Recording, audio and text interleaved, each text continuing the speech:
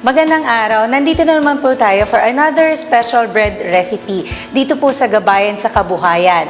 For today, ang gagawin po natin ay ang ating cinnamon rolls.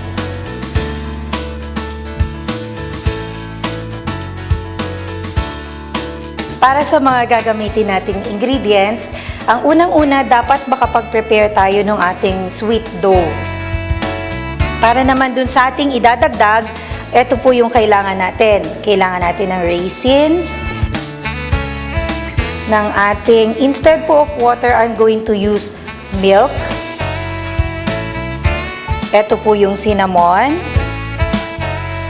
And then yung brown sugar. Okay. Simulan ko na mag-mold.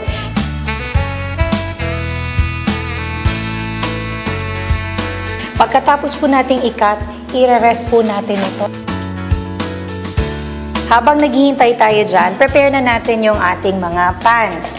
Sa pans, para maging moist yung ating ilalim, lagyan natin yung ilalim ng pans natin ng milk. Lalagyan din natin to ng raisins. I'm going to put yung sugar natin. Finally, maglagay tayo ng konting cinnamon lang.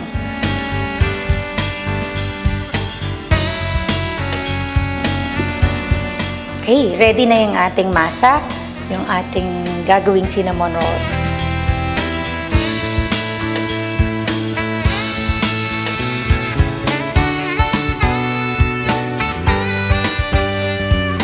Nasa pan na yung ating mga dough. So what we'll do now is papaalsahin na lang siya. So after natin paalsahin, we will bake it.